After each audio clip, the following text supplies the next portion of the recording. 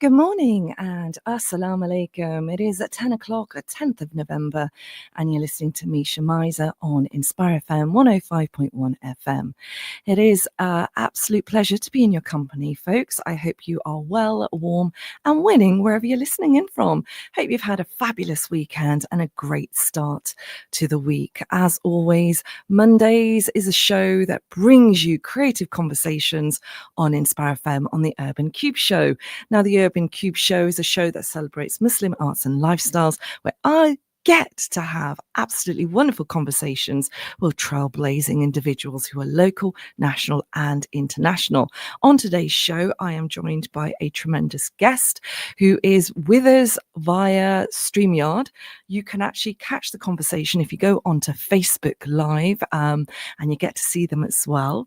We are going out to the wonderful people of Luton, surrounding areas, Peterborough, Slam Radio, and Sheffield's Link FM. On today's show, the topic is about belonging and identity, building home in modern Britain. And I'm joined by no other than Atia Lokhat, who is the founder of Zabeda Welcome, a faith-led charity supporting refugee and asylum seeker children. Now, she'll be joining us all the way up till 11 o'clock. If you have any questions you'd like to ask about the conversations that we're having or Zabeda Welcome, then feel free to contact us on 0779 481822 and leave your comment on Facebook, and I'll be happy to read them out. Excuse me. So the conversation today with Atia is all about her journey in providing stability to refugee children and how her organization, which is a faith-led charity, is enabling to empower the children, giving them comfort, identity, and belonging in Britain. And we understand and appreciate there is a lot of attention and a lot of light on displaced children, asylum seeking families and refugee families coming in Britain. And there has been an increase in the immigration rhetoric that we've been seeing across the country, which has made a lot of families, community members, individuals very, very worried and concerned, especially with the hostile rhetoric that we're seeing. So it's an absolute pleasure to have Atia on the show this morning to talk to us a little bit more about what she does, the changes she's bringing, and the difference that she's making in so many people's lives. Assalamu alaikum, Atia. Atia, I'm hoping you can hear me. Wa alaikum salam. How are you, sister? I'm very, very well. Thank you so very much for joining me. It is cutting up a little bit. Yes, it is slightly. Yeah. So I don't know whether can you hear me well? I can hear you. I can hear you very well. And I can see you on Facebook as well. Absolute pleasure to have you join me this morning. Atia, tell us where you are speaking from. So where are you speaking to us from today? At my home. I'm in North London at my home, which is also our Zabeda Welcome office. It's at the same spot I sit at literally all day long when I'm doing my working, when I'm working. And yeah, that's where I'm, Muswell Hill. Wonderful. And what's the weather like where you're at? I always ask everybody this question. I'm so British. It's rainy. Alhamdulillah. It is rainy. It's a little bit gray. But yeah, what about where you're at? It's kind of like a little cold. There's a little bit of sunshine, but you know what? We're going to plow through this, and it's an absolute pleasure to have you radiating my show with your energy and your vibrance. And mashallah, that is how you are described, Atia. Anybody that's met you always talks about the love and compassion you bring through your work. Zabeda, welcome. Tell us how this journey began for you. How did it start? It started in 2015 when I went to to Calais, across the border, when something really terrible happen in my life, and I actually thought I need to go and distract myself and do something, do some charity work. And I actually saw the situation, the migrant situation over there, and that's how it all started, really. And so you think you think it's the end of the world when things happen to you in your personal life, but actually it could just be the opening of something beautiful. And that's exactly what happened to me, alhamdulillah. And when I came back, I just couldn't stop thinking about the situation. And they were living in this, like, literally it was called the jungle. I don't know if you remember Yes, that. I do recall It's that. called a jungle, the refugee jungle. And I was at the refugee school doing some supply teaching, and I was working with children there. Most of them from like all over the world, really. But at that time it was from Sudan, and like, yeah, it was just horrible. And these were like really educated children who were stuck in this situation, this life of limbo. And when I came back, I was just making dua for them. And I have to say, I cannot do any radio show or TV show without talking about tahajjud. And that's really how it started, because I started praying tahajjud at the time because of my own problems. And then I was praying for them. And then alhamdulillah, my duas for them just, were responded to, were answered. My dua was, I wish I could house them. I wish they didn't have to live that way, and alhamdulillah, I found out about VPRS. Again, that was a coincidence, Allah, right? I came across this mufti who was talking about trying to find landlords. And we actually happened to have some properties at the time, right? So, and I started that. And so I housed in 2016-17 through this VPRS. I'm going to give you the short version, right? It wasn't easy. I had to go to my council and do a lot of, back and forth. But in 2016-17, I brought over 6 Syrian families from the borders of Syria, sort of, rescuing them in my mind, right? And thinking, I could house them and now they're safe and they wouldn't have to take those, risks, coming here. And alhamdulillah, that was a good part. But when they arrived here, I immediately knew that these families with children, I had children, be able to afford madrasa. That's just the thing for me, such an important part of my children's life, and for me as well. How are they going to be able to help? How are they going to afford this and help their children stay connected to their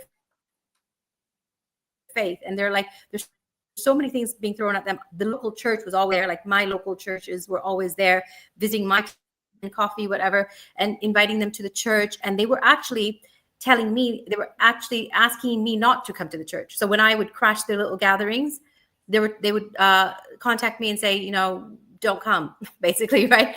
And I was like, this is really odd. Like, I couldn't figure this out. So anyway, obviously I did figure it out. Over time, I felt that they were pulling these families away from me, and I was feeling more disconnected with them. And that meant they were being more disconnected from their community because I was their link, right? So I started offering them, the children, I started to offer to pay for the children's Quran education, right? Because for me, that was a bridge to bring them over into the community and stay connected. And the first family was a family, with orphans. That family said no, because I think that was too late for them. This was heartbreaking. But then I just carried on, and I offered the second tenant, and she said yes. And then like that, I brought her 6. And alhamdulillah, after that, from like the one child, it grew to like 50. And then the 50 children we were supporting over 5 years, alhamdulillah. Like, it was literally me, myself, and I, right? I was just, raising money, asking, begging, my family, really, the people who trusted me, literally trusted the project, and they just supported me. So I will never, ever forget that, the support I got from those initial supporters who just trusted me. I went through a divorce. I actually was quite alone at the time. And, it was just friends and my close family who supported me, invested in this project at the time. And then alhamdulillah, so we supported 50 every year. And it was also one of these Zakat foundations, Mufti Abdul Rahman Mangera, who's in East London. His foundation supported, because I think they saw the importance of what I was doing as well.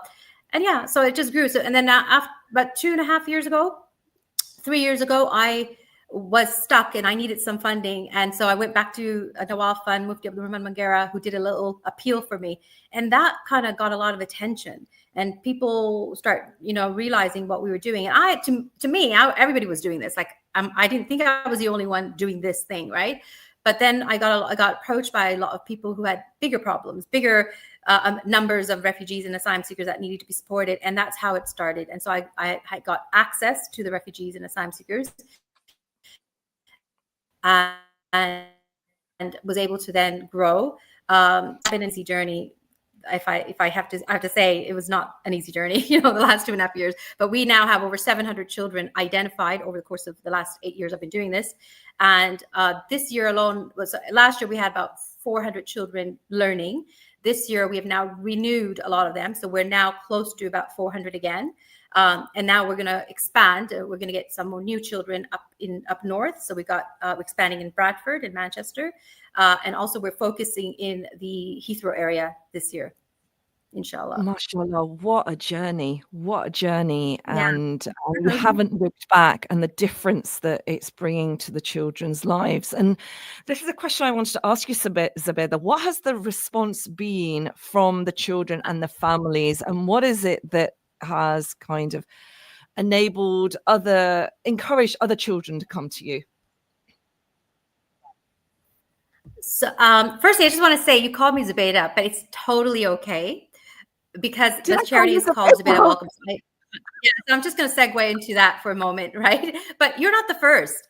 So many people call me Zubaydah, and honestly, subhanallah, it's a blessing. You know why? Because that's my mom. That was my mom's name. She passed away. And this is a question I wanted to ask you. Why is it called Zabeda? And your name is Atia. And yeah. I didn't realize I'd done that. I do apologize. But that's okay. You're not the first. And but you see how beautiful it is that, like, I don't have my mom in my life anymore. But that's the beauty of having this charity. And I actually recommend it to everyone if there's somebody in your life that you love who's alive now, do something in their name and actually let them know while they're alive. Because she knew I was doing this. And one of the last things she said when she passed away to my sister, because she passed away in Canada and I was here, is, please remember to say thank you to Allah. I mean, thank you to Atia, right, for doing this, because she knew this was going to be the thing that's going to be, she's going to take with her, right? It's sadaqah jariyah for her. So she asked my sister to thank me the day she passed away, for naming this charity after her. And for me, it's a blessing, because there's not a day when I don't think about her, or nobody's mentioned, like, somebody's always mentioned her name. And like you today, when you call me Zabeda, I didn't mind, right? So it's okay. Atia, what a beautiful, beautiful legacy that you've left in memory of your mother, and the du'as that have been attained from this. But it is a really big challenge that you took upon yourself. And where does the courage come from to take this project on as a woman, as a single woman, a mother as well? Do you know, honestly, like, it's intuition. Like I said, it was a dua. A dua was answered, and then it's like the little door opened, and then after that there was a little bigger door, so I opened the next door after that, and then there was a bigger door, so I opened that one. It was like that, it just got bigger and bigger, and the room got bigger and bigger, and now all of a sudden I'm finding this. It's like a national charity winning, multi-award winning charities, national. But then every time I've gone through the first door and the first few hurdles, I just think, well, do you know what? I could do it. I could do this, and even right now, my team is like, I just wrote out some JD support that we need, because there's all these other ideas that have come off of doing Zubaydah Welcome and the challenges, and so these other projects are going on. But it's like I'm creating more work for myself. But as I'm creating the work, and I'm like, these ideas are inspired by tahajjud, okay? Like, I do istikhara and tahajjud like nearly every night, okay? So they're coming, Allah is coming, but He also sends me the help, you see.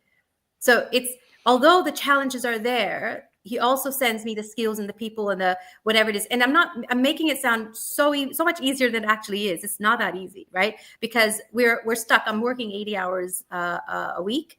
I'm still wearing 10 hats. I've got all these amazing revolutionary ideas that I just don't know how I'm going to do just by myself, but the help comes, alhamdulillah. Like, I can't explain it. I did not go into this ever thinking I was going to be a leader of a national charity. I just wanted to save the children that I had brought over in 2016 and 17, because I felt guilty because they were leaving Islam. That's why I did it. And in fact, I also felt hurt I cried when those families started turning away from me and got closer to the church. It broke my heart. So it was that pain that kind of motivated me. I thought, I'm not going to paint all refugees with the same paintbrush. Not all of them are, maybe some of them actually want to stay in their dean, right? And then actually it turned out they all did. They all wanted to. They just didn't have a choice. And the fact that you offered that opportunity, and if that opportunity wasn't offered, then you just do not know. But you took that initiative, which is applaudable and a beautiful blessing to the families and to the children. Folks, if you have just tuned in, it is 10:15, and I'm joined by Atia Lokhat, and she's the founder of Zubeda Welcome, a faith-led charity supporting refugee and asylum seeker children. Our topic of today's show is belonging and identity, building home in modern Britain. And how do we find belonging in a rapidly changing world? Now, the beautiful Atia this morning, you can catch her on StreamYard. She is on Facebook Live, is making the space for belonging for so many vulnerable families and children through the beauty of Islam. And I'm just so taken aback. When I'd actually heard about you, Atia, I was like blown away by your tenacity, your courage, and your vision and your compassion. And that's what it is. There's so much compassion in this. Atia, for anybody listening in to the show this morning, and they know a refugee family, but they're based in Luton, who might require assistance and support, what would you recommend to them? If you go onto our website, zubeidawelcome.org, you can click on there, and there's actually, we're still working on developing some parts of the website, but at the moment, I think you could go into apply for funding. And literally, if you just ask that family to apply online, and then we will get their application form, we will assess them. We now have Mufti Amjad, who is our Sharia Zakat advisor. We have a Zakat advisor on our team now, alhamdulillah. So we do the assessment. And 95% of the time they're eligible. The asylum seekers who are living in the hotels by default are eligible because they're not allowed to work, they don't have an income, and their essentials are provided for them, right? So anything extra they need, because they only get £6 or something allowance a week, right, per person.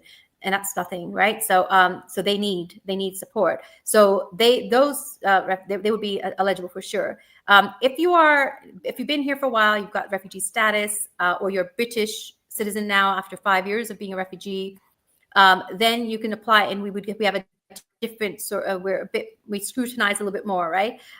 We ask for some more documentation, some proof, and then we would do an assessment, and we would decide to support them. Once that decision has been made by our team, then we do the work. For us, and this is what I always tell my team as well, is try and make it as easy as possible for the families. Don't, it's so easy as a parent, and you know that when there's so many other things, like you're just trying to make ends meet, you're trying to get the food on the table, you're trying to get them to, get to school, make essentials, right? And you got and with refugees and asylum seekers, there's there's appointments that they have to go to. There's health issues. Some of them have been injured through these journeys and these horrible tragedies that they've been through, right? So they've had these appointments for their children, for themselves.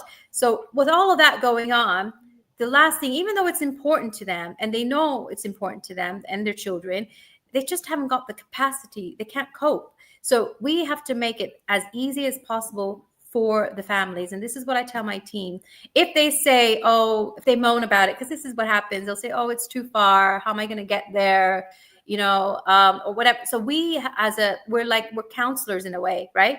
So we're basically trying to encourage them and motivate them to make that move, and to, it'll be okay. You'll get used to it. The kids will get used to it, right? So, it's a 20-minute walk. So what? Great exercise, that sort of thing. So we have to try and encourage them into doing it. And some of them just don't want to leave the hotels. They're too scared. So we got to give them that confidence back that, what, not everyone dislikes refugees. We love you. Hence our logo is a heart. I don't know if you noticed that, right? I did notice that. And our I'm logo really is heart. And Subhanallah. And I think it's Yeah. it's an important thing that Subhanallah. you have mentioned the fact that fear. There is a fear of the refugees coming into a new Mm, country surrounded by new people, a new mm, environment, and also this added hostility now that we're seeing in the media and yeah. obviously the riots Yeah. outside the hotels. So Mm. it's only natural for them to feel fear. Do you feel that the fear has increased now? And how are you kind of helping support the families to kind of combat that?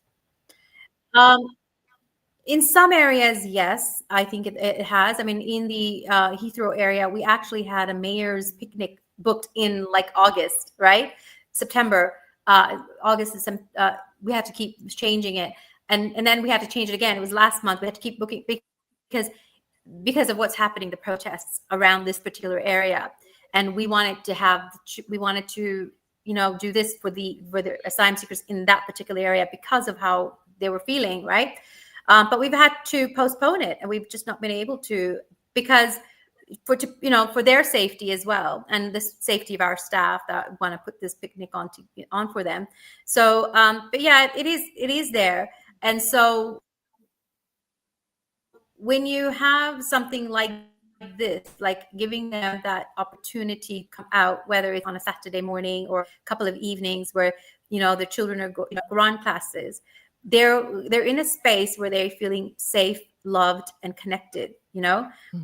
They're where it's where they find hope, right? This is what it is, being in that Islamic, in a Muslim atmosphere with other people who are like them, right? So, and it's, I mean, obviously it's not even just the Muslim space. I mean, obviously the church are very loving, and they do try and make an effort to bring them out and connect with them and do things. But as a Muslim, and as Muslims themselves, that's their identity is very important. So they want to be able to retain that. And often what's happening is a lot of them, in exchange for that love and that belonging from the church, for example, they have to look less Muslim, be less Muslim. Do you know what I'm saying? And there's that pressure to conform so that they fit in. But why should they? If they have an alternative, if they have the Muslim community reaching out to them and loving them, then they can have friends everywhere. But their identity and belonging can be with the Muslim community, which is how it should be. Their children should be able to still stay connected with the Muslim community. Atia, you're taking a lot of responsibility here, and which is organized. You've done your research, and you're making it. You've got the safeguarding, etc., in place. How do Yeah. you manage your own mental well-being? Because a lot of trauma must Mm-hmm. come through. There's experiences these families have gone through. Mm. What about you, Atia? How do you maintain this this well-being of your own? Yeah. Do you know what? It comes from Allah. I mean, I don't like initially the first is couple few years when it was me doing this on my own, personally with those families I'm connected to. A lot of them come over to my house for lunch. We're still like friends. The parents, I see them as my friends now. So the initial stages, I was much more, connected, and I knew the details of their journeys, and some of them were heartbreaking. Some of them have lost families, boats, collapsed, dinghies that were, fake, all those kinds of things. Yeah, you hear those stories and they're real. So I would hear them, and it was just heartbreaking. But that just made me want to help them more. And now Allah gives me the strength. Like, and even my team, most of my team are the ones now going to the hotels, and they are the first point of contact with the families, the new families. And I mean, they don't always just tell us their stories straight away. It's when you get to know them, but we know that they've all had stories. Yeah, but then we've had our own pain as well, and I think my own kind of pain and catastrophes that happened in my life just made me stronger. Do you know what I'm saying? Loss, everyone goes through loss. And I think I've been through a loss, like a death of my mom, the loss of my family as I knew it, like we had a normal unit, my husband and all of that. And so when you go through loss, you understand loss. Let's just give me, when you say something like, I'm taking a lot of risks and I don't see myself that way. It's amazing. Like that. And you're not the first to say that. A lot of people have said you're so strong, or this is you're taking such a risk, and this is so. And I just think I don't see it that way. I'm just doing what feels right, and I'm what so I feel like I'm programmed to do. Definitely. And we're going to find out more from you, Atia, after the break. We are heading to break, folks. Do join me straight after this break when we'll be speaking to Atia Lokhat and about the Zabeda. Welcome. Assalamu alaikum. This program will continue after the break. Continue listening to Inspire FM. Inspire FM. Inspire 105.1 FM.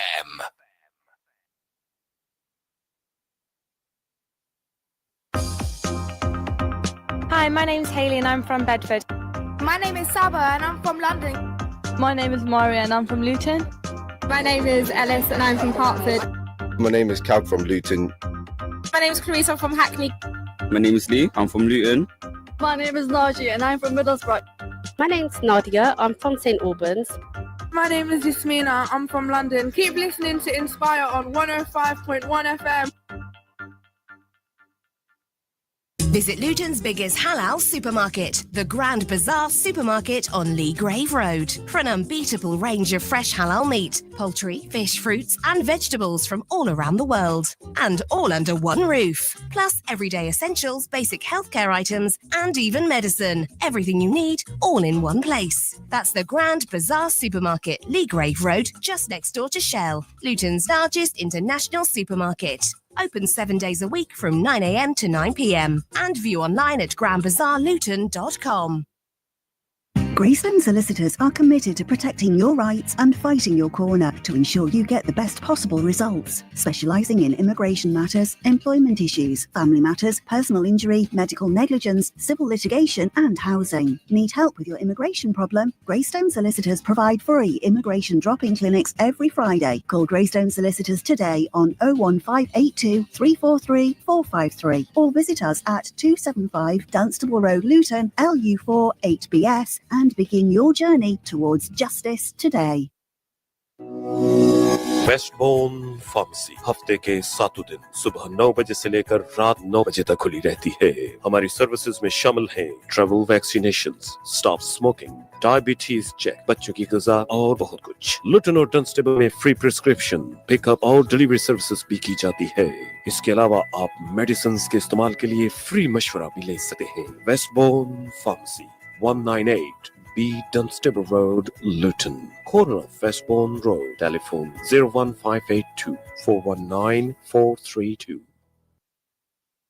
Are you ready to embark on a journey of purpose and impact? The East of England Ambulance Service is recruiting now. Are you seeking training in a new career or looking for a challenge in development?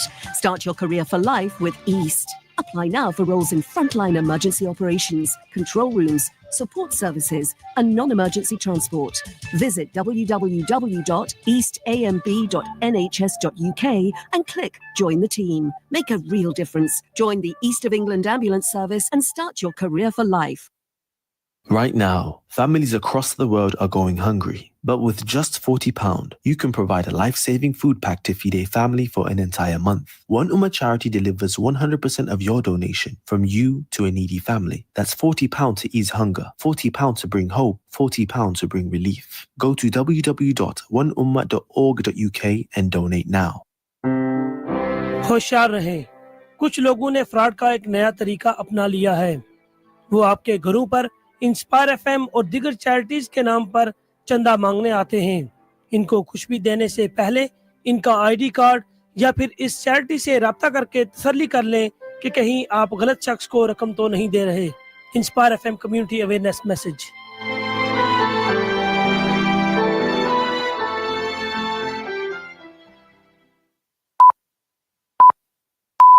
From the studios of Inspire FM, the time is now 10:30.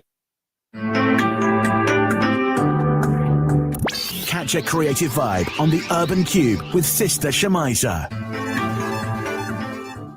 Good morning, good morning, good morning, and assalamu alaikum. It is 10:30, 10th of November, and you're listening to me, Shamiza, on Inspire FM 105.1 FM. The show you are tuned into is the Urban Cube, and it's the second part of the show, and I'll be taking you all the way up to 11 o'clock with my absolutely wonderful guest this morning, who's joining us all the way from North London. It is no other than Atia Lokhat, and she's the founder of Zubeda Welcome, a faith-led charity supporting refugee and asylum seeker children. And today's topic is belonging and identity, building home in modern Britain. How do we find belonging in a rapidly changing world? And it's an absolute treat to have Atia talking to us about her phenomenal charity. It's an award-winning charity, and what we're going to be finding out is more about what she does. Assalamu alaikum, Atia. Atia, can you hear me? I think your mic is... Walaikum salam. It's a pleasure to have your company, and I appreciate how busy you are this morning. We've been hearing about so much about the work that you've done with the local Muslim asylum seeking and refugee children. And I've just been blown away by the courage and commitment that you've shown. And you mentioned it's an award-winning charity, mashallah. And you've also been invited to the House of Commons to share your findings too, which is extraordinary. How does that make you feel?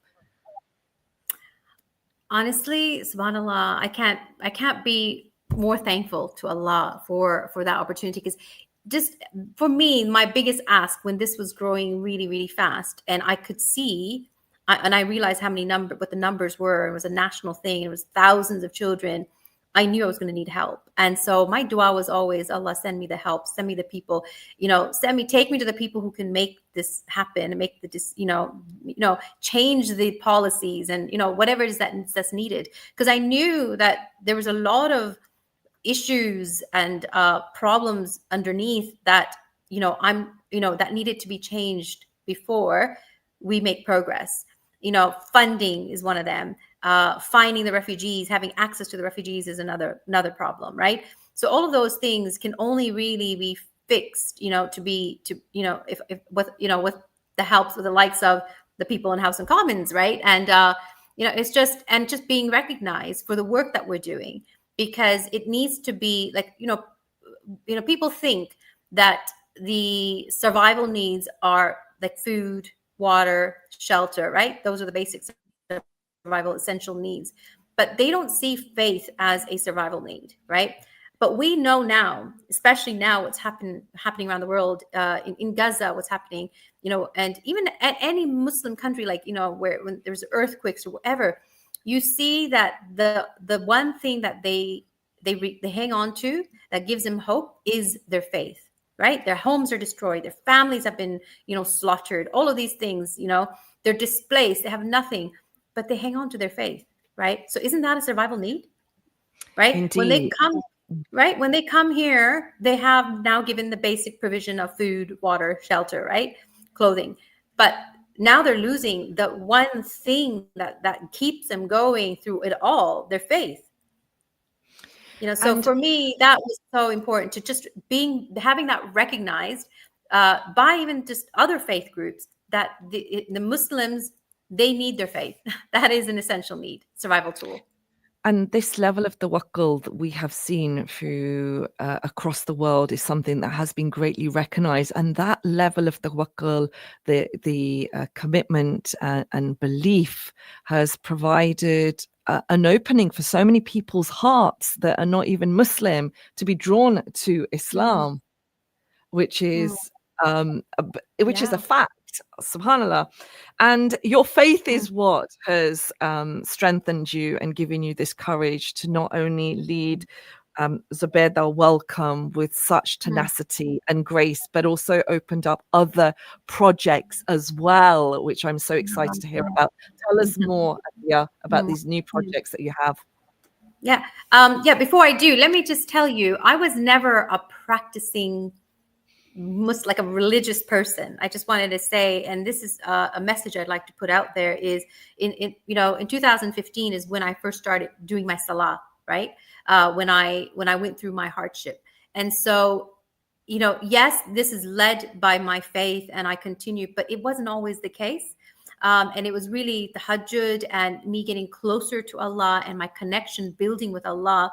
And my reliance was simply on Allah to fix my problems and fix their problems, right? And that is what kind of made me closer to Allah, but also got me the results I needed, right? So I'm saying this because there are a lot of people out there that don't look very pious or Muslim, but you have that they could have a connection with Allah that you're not even aware of, right? Like, the ones who look overtly, very pious, they might be, in full niqab or have a long beard. You can't make assumptions that they're closer to Allah than the other person who doesn't look that way. Because I only started wearing hijab 2.5 years ago, right? So you're always deserving of Allah's, blessings, and your duas are just as important and heard, as loudly as the next person. So that's the first thing I wanted to put out there about faith. Okay. So with regard, speaking of faith, so our next charity, ironically, I'm establishing is a spin-off of this charity, because one of the challenges we face is is hundreds of children on a waiting list for education. So we've got some children waiting for a year, because our first priority is to try and get them into face-to-face madrasa. We do our safeguarding, our due diligence and all of that. And then we register them. But the problem is sometimes we're not even finding the madrasa, or we find them and they're, either oversubscribed, whatever the reason is, right? But this is a problem. And not only this, but in my networking, because I've only been in the Muslim charity space and the Muslim space the last 2.5, 3 years, right? And all this networking and talking to people, speaking at events, I've realized there's our community is facing a lot of problems. Like we've got, high level of divorce rates. We have, foster. I mean, I've been a foster care advisor for over 20 years. Muslim foster children going into non-Muslim homes because we don't have enough Muslim foster parents, all of these issues, children on drugs, we've got, addictions, reverts not having their needs met. And everyone is expecting the masjid to fix this, the imams to fix this, right? And we think that our refugee problems should be sorted by the imams in the masjid too, right? But however, having done all of this kind of research and talking to so many imams, I realized actually it's not the imam's fault. They have dedicated their entire life to doing this, is to preserve our deen and to teach children. But unfortunately, the imams are expected to fix everything, all the problems under the moon, but they're not paid enough, or they're not paid at all, or they're overworked, right? And so this new charity is called Faith. Inshallah, there's going to be a launch event in April. I'm going to be launching the charity. I am the chair trustee, and we're going to be setting up a steering committee, inshallah. Federation of Accredited Imams, Teachers, and Healers is Faith. And this is a union that's going to be set up. And this union is going to be now establishing fair pay and fair working conditions, but also offering opportunities to build and develop the imams and incentivize them to move up on their pay scale by taking courses that will qualify them to be marriage counselors, or to be delivering khutbahs on foster caring, or to be delivering khutbahs on the needs of reverts in our community, right? I mean, you can't just expect somebody to be doing all of this and not even, they're not even qualified, right?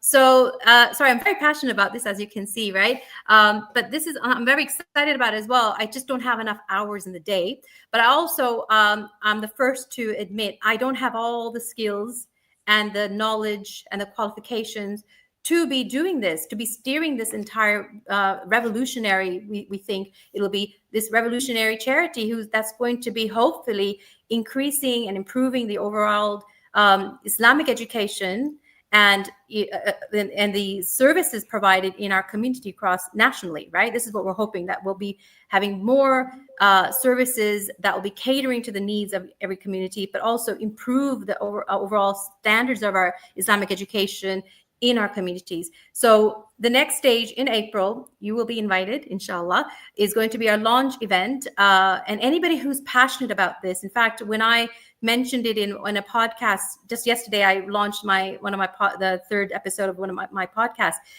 People were messaging me because I mentioned it. They're like, when is this happening? We want to come to this launch event, right? Because there are parents who have been, thinking about this. And me, as a parent, when I'm trying to find a good madrasa for my children, I struggled. Like, why did it take so long? I went from one to the other and their education was being disrupted. And this teacher was fantastic, but that teacher just left to be an Uber driver because he wasn't getting paid, right? And that teacher is not the greatest, but is available, right? So this is what was happening, right? So it shouldn't be that way. It shouldn't be that way. And I just think in order to preserve our deen, we need to preserve the imam, the teacher, the healer, those who are actually used by Allah subhanahu wa ta'ala to preserve the deen, right? So it's just so common sense to me, right? And so inshallah, faith is going to be set up. We're looking for 11 very highly qualified people, and they're going to be representing, inshallah, all schools of thoughts, young and old. We want Gen Z on our steering committee because Gen Z, this is their future, right? We want people from all cultural backgrounds because the 11 members should be representing our ummah, and not just the Indian community or Bengali community or what, do you know what I'm saying? It should be representing the entire ummah. And it's, yeah. So that's the first big project, okay? And then we have got, I launched World Quran Awareness Day, 2024, 23, 24. And this is the third year we'll be doing this. So we're launching World Quran Awareness Day. The theme is, every year there's a theme, right? So this year, February 1st, we're going to be announcing the theme, but I can tell you what it is now, right? So the theme for 2026, last year was 99 names of Allah. So this year it's, what does Allah say in the Quran about kindness to his creations? And the reason why we chose this theme is we're going to be talking about, we're doing a lot of things with our refugee kids around this theme. And on February 1st, we're having a pre-Ramadan fundraising gala, but it's also going to be a book launch. So because I'll be doing some, writing some stories with our refugee children. I started yesterday, actually. We had our first session. So we're writing around the verses, the beautiful verses in the Quran about kindness to Allah's creations and highlighting them and telling stories about them. And so that's something that we're doing on February 1st. And that theme, like, a lot of people don't know about World Quran Awareness Day because I don't know how to market this, right? So, but inshallah, over the years, we hope it'll get bigger and bigger, but it's all about raising awareness about the beauty of the verses in the Quran for Muslims and non-Muslims and connecting it to our world, our real life experiences, right? And what's absolutely... So sorry, I'm going. Were you about to say something? I am just enamored by your compassion and your conviction and your energy and your excitement about all these amazing projects. And they are from two different spectrums of making Islam really holistic and engaging and available for everybody. It's beautiful.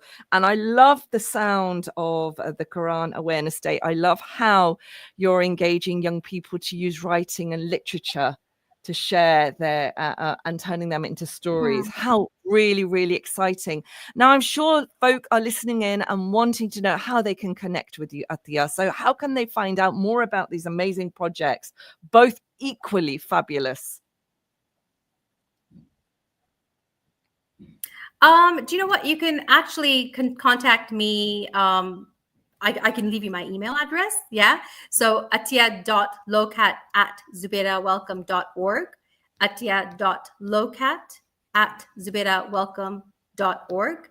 And that way, just tell me, because obviously there's a lot of projects. I mean, I haven't even told you about the Tahajjud Conversations podcast. So my podcast, and I'm actually looking for guests to come on this show as well, inshallah. So because everything is basically goes back to Zubaira Welcome and how it started, right? Because Tahajjud is how this all started. And I'm a real believer in how you can solve any problem if you just ask Allah.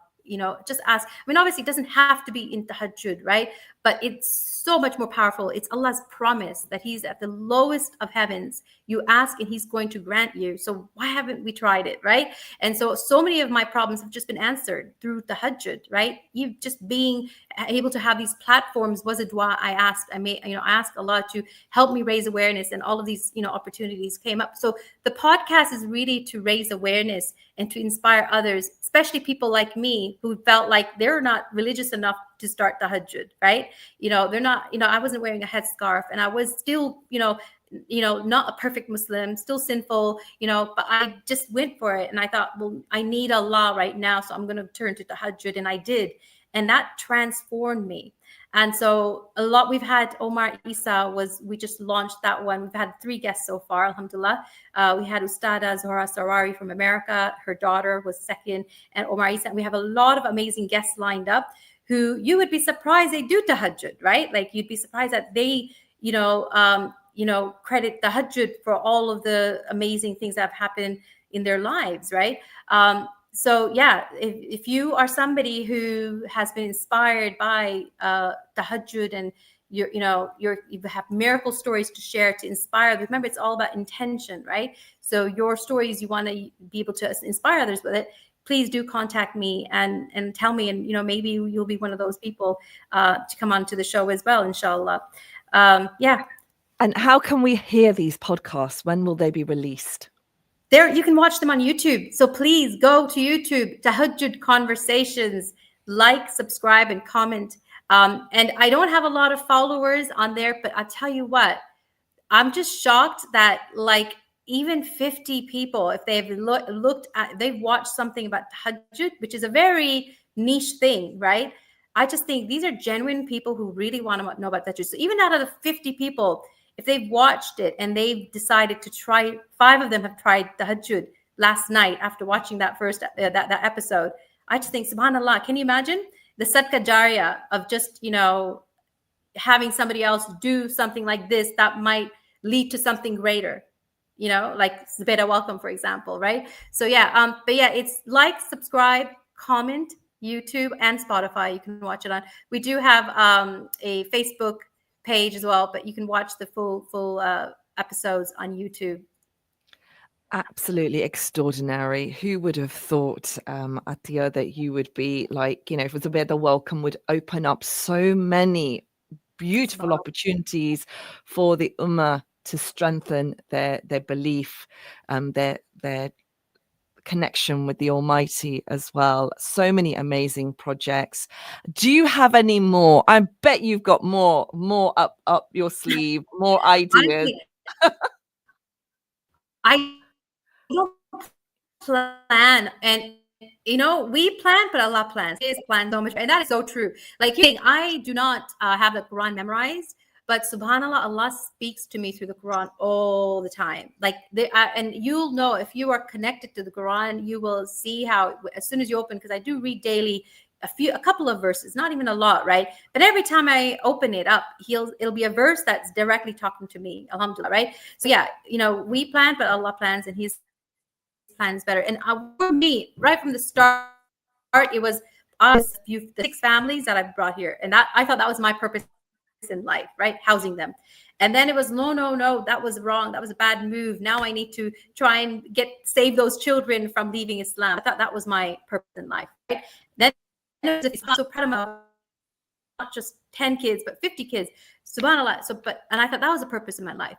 50 turned into now hundreds, and now hundreds, inshallah, we think in the next 5 years will turn into thousands of refugees and asylum seekers in the UK, right? But after that, we're going to be focusing. In fact, next year we're going to be introducing a certain number of any Muslims who can't afford it, not just refugees and asylum seekers, but there'll be 20 children, 50 children will open up as we can, as funding allows, right? So it'll be for any children who can't afford madrasa fees. So that's my purpose in life. But subhanAllah, this problem now with the kids on the waiting list has opened up another door. And so I think, oh, well, now my purpose in life is just to fight, to advocate for imams, teachers, and healers, right?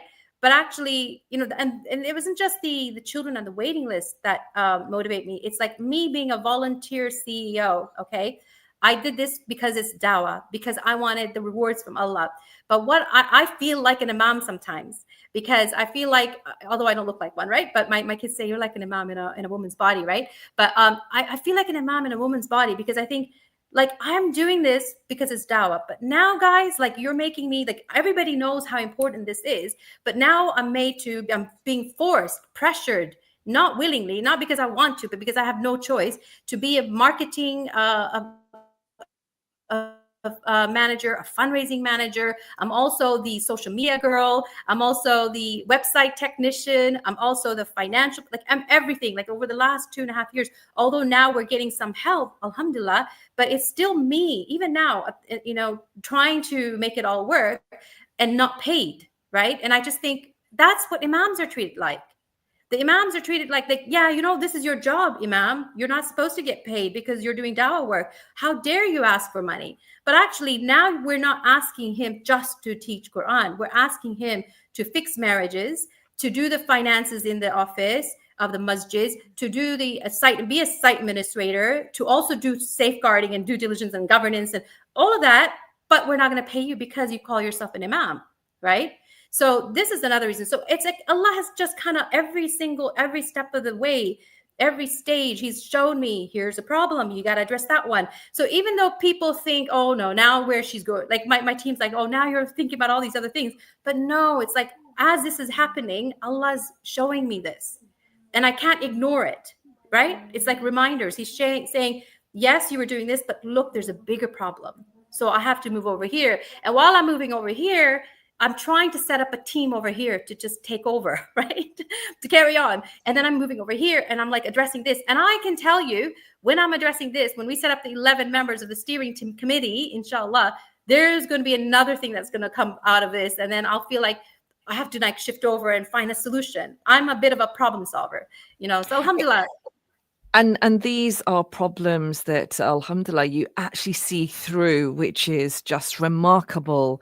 I wanted to ask you, what was your profession prior to dedicating your life now, it seems, to Zubaydah Welcome? You'd be surprised. I was initially, before I even went to university, I was a published author, children's author. So I wrote 2 children's books and illustrated one of them as well. It was about diversity and network. So it was always at the core, that feeling of exclusion and not feeling welcome. So I wrote books about this because I wanted to teach children. When I applied to be a teacher, I was applying for a faculty of education, and I wanted material for us to use as teachers in the schools to teach children at that level what it feels like to be bullying and excluding and whatnot, right? Because of skin color. So that's what the books were about. And so I was a publisher, and then I was a teacher. I actually worked in a library for 8 years growing up, and then at uni as well. I was, part-time library assistant, right? 8 years, teacher for 27 years, alhamdulillah. I went from, when I was like married and raising kids, it was just part-time. It was very part-time. I was more of a full-time mom. I was a stay-at-home mom. My focus in life was my children, my husband, and his family. Like I think I had 1 or 2 close friends here, right? Because my whole family was in Canada. So I was not like a social butterfly. You'd be surprised, right? Because all the networking I do now. But I was always a very, I liked to socialize, but I was a very committed wife and, family person, right? So at that time of my life, I wasn't, and I wasn't about my career or anything. It was like a part-time teacher, and the subjects I focused on were RE, religious education. Surprisingly, because the last 9 years of my career, the teachers in the school just didn't want to teach RE, right? So I was the one that, got, because I was doing very part-time as like a PPA cover teacher. So 9 years I did that 2 days a week. I also was a panel advisor for a Muslim foster care agency, Foster Care Link, and I still am for the last 20 plus years, maybe 22 years now. So it's just occasionally I do the reviews and whatnot. So that was there. But I always did other projects which I would think is needed, and then I would try and go and find funding for it. So family learning, I don't know if you've heard of family learning programs. There was a time where it was a big thing to have to have immigrants, new immigrants who didn't speak the language, to engage more with their own children in school, to raise up the standards of the children's standards, right? So I don't know if you know about, but so I actually created these programs in North London, and I would then get the funding to pay myself for these programs. And so actually I did some of that on the weekends and after school, whatnot. So it was always there. And then I last 2.5, 3 years, actually before that, I started taking these courses on counseling because I felt that was my niche. I mean, I had a psychology degree and I really wanted to do that. And I thought I would now slowly leave teaching and go into counseling because I was counseling for free anyway, right? I was like always counseling people for free. So I thought, you know what, I might as well make a job out of this. But then this happened. So 2.5 years ago, I got invited to access these hotels, and it went from 50 to hundreds. And I literally, for 2.5 years, I've stopped teaching, stopped counseling. I live and breathe Zubeda Welcome. So this is what I do. But yeah, it's just, an amazing journey. And thank you so much this morning, Atia, for joining us. It's been an absolute treat. It's the end of the show and it's been a pleasure. Thank you so much. Likewise. Folks, it is the end of the show and thank you for listening in. Join me same time next week. Assalamu alaikum.